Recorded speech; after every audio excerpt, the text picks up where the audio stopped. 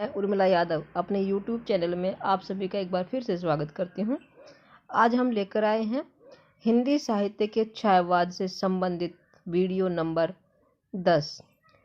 इसमें छायावाद से संबंधित अति महत्वपूर्ण प्रश्नोत्तर हैं जो UGC NET, JRF, TET, KVS, NVS, DSSB तथा हिंदी साहित्य से संबंधित किसी भी प्रकार की परीक्षा के लिए बहुत ही महत्वपूर्ण है।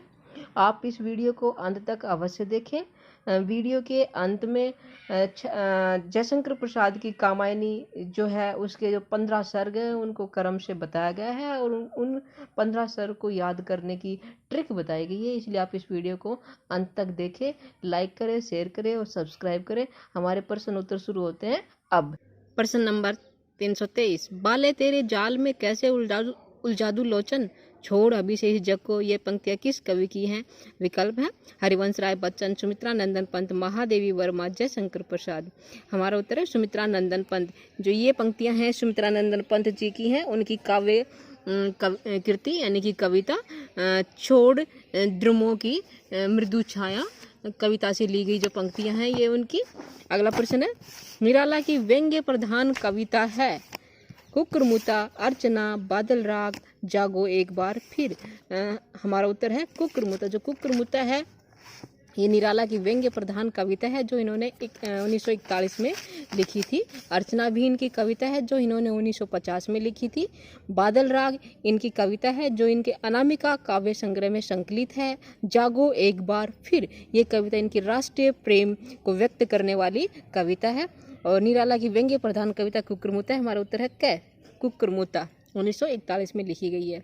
अगला प्रश्न है समरस थे जड़ या चेतन, सुंदर साकार बना था, चेतनता एक बिलस्ती आनंद अखंड घना था।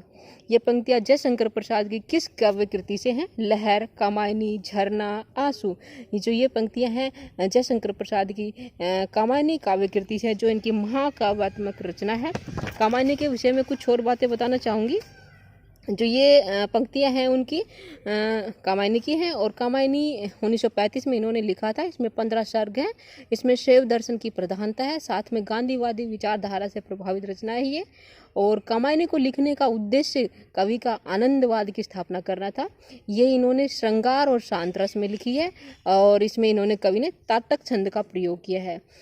कामायनी ताटक छंद में लिखी गई महाकाव्यात्मक रचना है। अगला प्रश्न है निराला जी की कविता नहीं है मातृ वंदना, गरम पकौड़ी, तुम और मैं, भिक्षुक, ये सभी।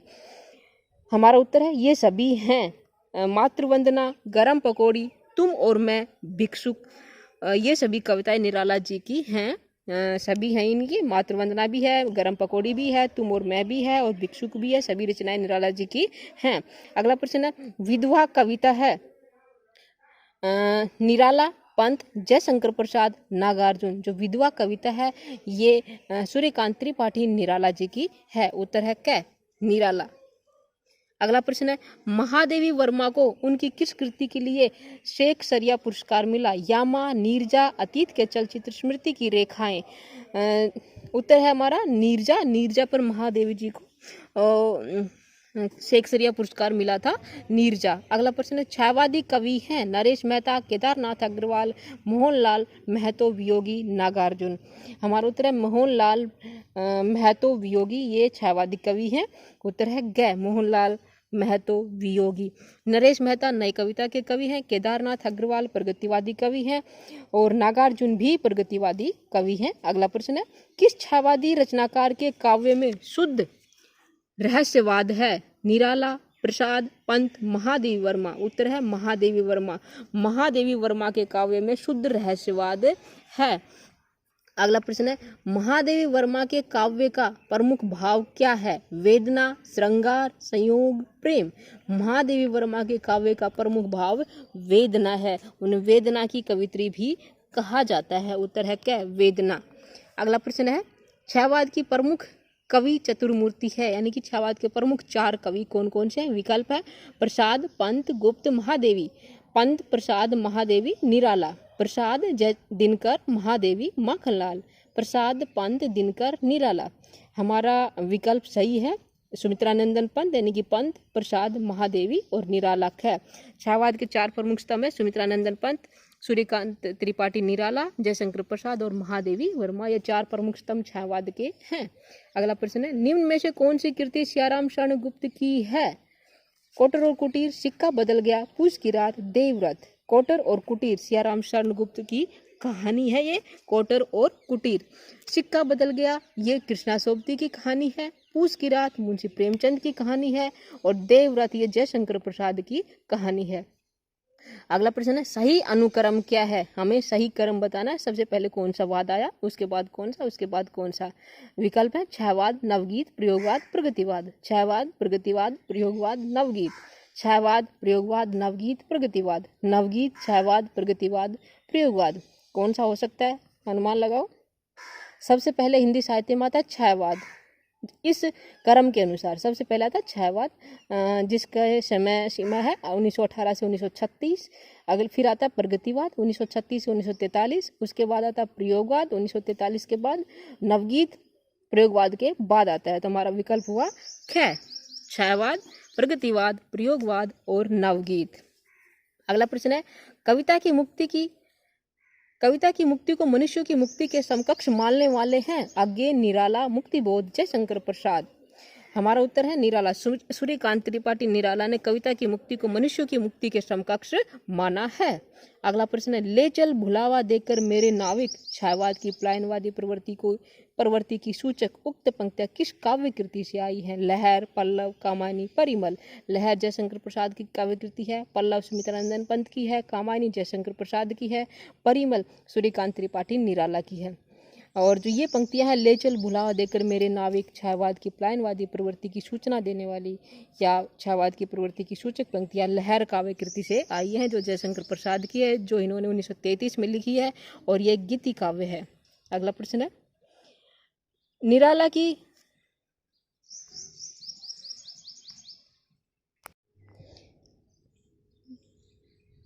की किस रचना को महाकाव्यात्मक रचना की संज्ञा दी गई है? विकल्प है यमुना के प्रति, बादल राग, सरोज स्मृति, राम की शक्ति पूजा। उत्तर है हमारा राम की शक्ति पूजा। निराला की राम की शक्ति पूजा को महाकाव्यात्मक कृति की संज्ञा दी गई है, राम की शक्ति पूजा। ये इनकी लंबी कविता है, साथ में शक्ति काव्य है, जो इसकी रचना 1936 में की थी। अगला प्रश्न है, छायावादी कवियों में रहस्य भावना व्यक्त हुई है? किस रूप में रहस्य भावना व्यक्त हुई छायावाद में? बताना है। असीम के प्रति जिज्ञासा के रूप में, असीम के प्रति मिलन के काल्पनिक सुख के रूप में, असीम से मिलने की इच्छा के रूप में, उपयुक्त सभी रूपों में। हमारा उत्तर है उपयुक्त सभी रूपों में। छायावादी कवियों में रहस्य भावना इन सभी रूपों में व्यक्त हुई है, उपयुक्त सभी।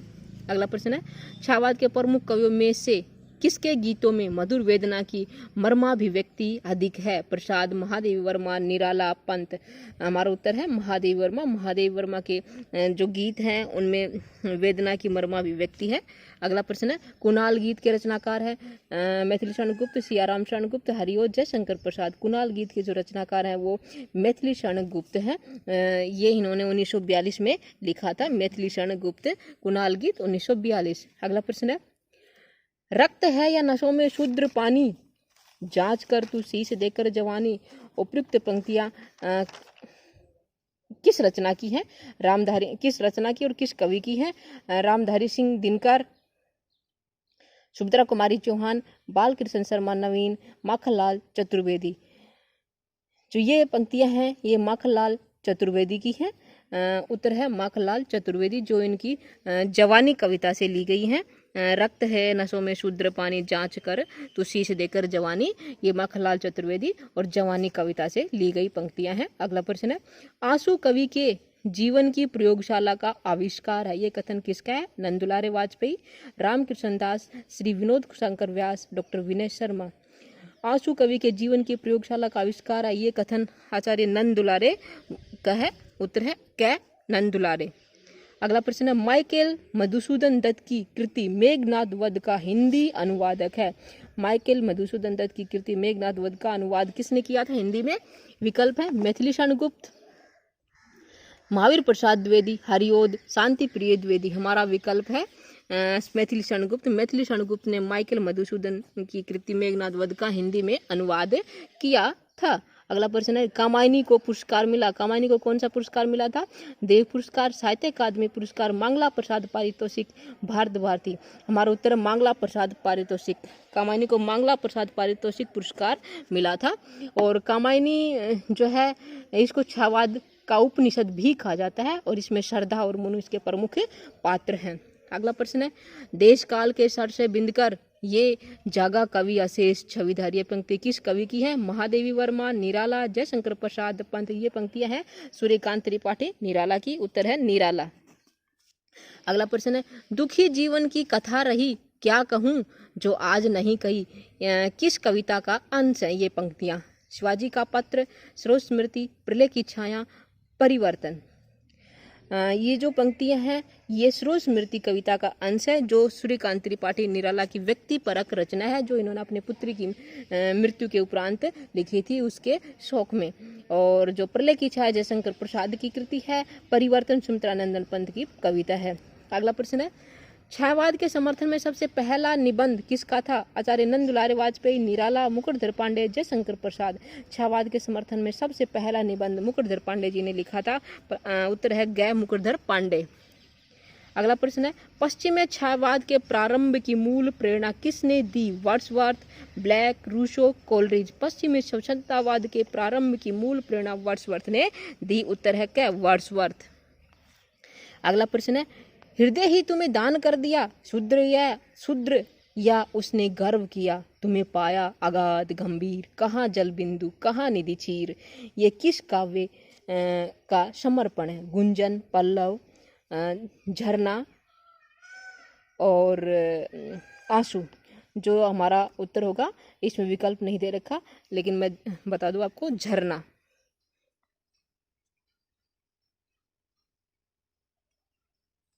झरना। इसका जो विकल्प है हमारा ग है झरना। झरना। झरना काव्य कृति है ये जयशंकर प्रसाद की है जो इन्होंने 1918 में लिखी थी और इसको छायावाद की प्रथम प्रयोगशाला कहा गया है झरना को। जो ये पंक्तियां हैं, हृदय ही तुम्हें दान कर दिया, क्षुद्र है या उसने गर्व किया, तुम्हें पाया अगाध गंभीर, कहाँ जल बिंदु कहाँ निधि चीर। ये झरना काव्य का समर्पण है। उत्तर है झरना। अगला प्रश्न है, चुप दे चौप दे किसकी रचना है? हरिओद, मैथिली शरण गुप्त, श्रीधर पाठक, राम नरेश त्रिपाठी। चुप दे चौप दे ये अयोध्या सिंह उपाध्याय हरिओद जी की कृति है। हरिओद। उत्तर है इसका क्या? हरिओद। अगला प्रश्न है, कामाद्यतम की विवेचना किस काव्य में की गई है? राम की शक्ति पूजा, उर्वशी, कामायनी, लोकायतन। कामाद्यतम की विवेचना उर्वशी में की गई है जो दिनकर जी की कृति है जो इन्होंने 1961 में लिखी है और इस पर इन्हें ज्ञानपीठ पुरस्कार भी मिला है 1972 में।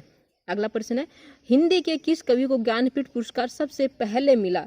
ज्ञान प्रसाद शुक्ल से नहीं, सुमित्रा नंदन पंत, मैथिली शरण गुप्त, माखनलाल चतुर्वेदी। हिंदी में सबसे पहला ज्ञानपीठ पुरस्कार सुमित्रा नंदन पंत को मिला। उनकी काव्य कृति चिदम्बरा पर ज्ञानपीठ पुरस्कार मिला था सबसे पहले हिंदी साहित्य में। अगला प्रश्न है, सादगी, असलियत और जोश कविता की इन विशेषताओं को रेखांकित करने वाले आलोचक हैं। कौन है ये आलोचक? जिसकी कविताओं में सादगी हो, असलियत हो और जोश हो। श्याम सुंदर दास, महावीर प्रसाद द्विवेदी, पदम सिंह शर्मा, प्रताप नारायण मिशन। ये जो कवि हैं महावीर प्रसाद द्विवेदी हैं। इनकी कविता में सादगी, असलियत और जोश है। अगला प्रश्न है, छायावाद किसकी दृष्टि में विलायती अभिव्यंजनावाद का नया संस्करण है? आचार्य रामचंद्र शुक्ल, महावीर प्रसाद द्विवेदी, मुकुटधर पांडे, राम वृक्ष बेनीपुरी। छायावाद आचार्य रामचंद्र शुक्ल की दृष्टि में विलायती अभिव्यंजनावाद है। उत्तर आचार्य रामचंद्र शुक्ल। अगला प्रश्न है, पंत की किस काव्य कृति को छायावाद का मैनिफेस्टो कहा गया है? पल्लव, वीणा, गुंजन, ग्रंथि। उत्तर है क पल्लव। पल्लव को छायावाद का मैनिफेस्टो कहा गया है। अगला प्रश्न है, जूही की कली कविता को सरस्वती के संपादक महावीर प्रसाद द्विवेदी ने क्या आरोप लगाकर प्रकाशित करने से इनकार कर दिया था? विकल्प है, इसमें प्रकृति पर मानवीय चेतना का आरोप है, इसमें अश्लीलता है, इसमें लाक्षणिक पदावली है, ये छंदबद्ध नहीं है। हमारा उत्तर है इसमें अश्लीलता है। महावीर प्रसाद द्विवेदी ने जूही की कली कविता पर आरोप लगाया कि इसमें अश्लीलता है और ये आरोप लगाकर अश्लीलता का आरोप लगाकर उन्होंने इसे प्रकाशित करने से मना कर दिया था। अगला प्रश्न है, कामायनी के सर्गों का सही अनुक्रम है? इस प्रश्न को पढ़ने से पहले मैं कामायनी के जो सर्ग हैं कौन कौन से, उन सर्गों को बताना चाहूँगी और उसको याद कैसे करें वो ट्रिक बताना चाहूँगी। देखिए इसको एक बार। कामायनी के जो सर्ग है हमारे पास, मैंने पहले भी बताया कई बार कि हमारे कामायनी में 15 सर्ग हैं। सबसे पहले आता है चिंता, फिर आता है आशा, श्रद्धा, काम, वासना, लज्जा, कर्म, ईर्ष्या, ईड़ा, सौपन, संघर्ष, निर्वेद, दर्शन, रहस्य और आनंद। ये कामायनी के सर्ग हैं जो क्रम वाइज है और इनको याद करने की जो ट्रिक है वो इस प्रकार से है। सबसे पहले पढ़ते हैं, जो पहले हमारे 5 सर्ग हैं उनको पढ़ते हैं। चिंता हुई कभी आशा हुई, श्रद्धा को काम और वासना में। चिंता से चिंता सर्ग, कभी हुई कभी आशा, चिंता से चिंता सर्ग, आशा से है आशा सर्ग, श्रद्धा से श्रद्धा सर्ग, काम से काम सर्ग और वासना से वासना सर्ग। ये हमारे 5 सर्ग हो गए हैं, चिंता, आशा, श्रद्धा, काम और वासना। अगली पंक्ति है, लज्जा कर्म से ईर्ष्या हुई, ईड़ा को सौपन में। दूसरी जो ट्रिक है उसको याद कर सकते हैं इस पंक्ति से। लज्जा कर्म से ईर्ष्या हुई, ईड़ा को सौपन में। लज्जा से लज्जा सर्ग हो गया, कर्म से कर्म सर्ग हो गया, ईर्ष्या से ईर्ष्या सर्ग हो गया और ईड़ा से ईड़ा सर्ग, सौपन से सौपन सर्ग। जो अगले सर्ग हैं उनको इस प्रकार याद कर सकते हैं इस पंक्ति से। संघर्ष हुआ निर्विवाद, दर्शन हुए भगवान के, रहस्य समझ आए तो आनंद की प्राप्ति हुई। संघर्ष से संघर्ष सर्ग, निर्विवाद से निर्विवाद सर्ग, दर्शन से दर्शन सर्ग और रहस्य से रहस्य सर्ग, आनंद से आनंद सर्ग। ये हमारे 5 सर्ग हो गए हैं लास्ट के। तो इस प्रकार इन 15 सर्गों को इन पंक्तियों के जरिए हम इस ट्रिक के जरिए याद कर सकते हैं। और अब हम इस प्रश्न को देखते हैं, कामायनी के सर्गों का सही कर्म क्या है। आप इस ट्रिक के जरिए पता लगा सकते हैं सही कर्म क्या होगा। सबसे पहले चिंता सर्ग आएगा, फिर आशा आएगा, फिर श्रद्धा आएगा और फिर काम आएगा। हमारा उत्तर हुआ ग। अगला प्रश्न है, परिवर्तन कविता पंत के किस काव्य संग्रह में है। पल्लव, ग्रंथि, गुंजन, उच्छ्वास। जो परिवर्तन कविता है वो पंत के पल्लव काव्य संग्रह में है, जिसकी रचना इन्होंने 1928 में की थी। इस पल्लव को छायावाद का मैनिफेस्टो भी कहा जाता है। इसमें 40 पृष्ठों की एक लंबी भूमिका है। आज के लिए इतना ही। उम्मीद करती हूँ आपको वीडियो अच्छी लगी होगी। अगर आपको ये वीडियो अच्छी लगी है तो इसको लाइक, शेयर और सब्सक्राइब करें। साथ में कमेंट बॉक्स में अपनी राय अवश्य दें। और यदि आप किसी साहित्य की, हिंदी साहित्य से संबंधित अन्य विधा से प्रश्नोत्तर प्राप्त करना चाहते हैं तो आप मुझे कमेंट बॉक्स में बता सकते हैं। मैं उसी विषय से संबंधित वीडियो आपके सामने लेकर आऊँगी। और साथ में छायावाद से संबंधित जो वीडियो पहले हम कर चुके हैं उनका लिंक आपको इस वीडियो के डिस्क्रिप्शन में मिलेगा। आप उस लिंक पर क्लिक करके वीडियो देख सकते हैं। धन्यवाद।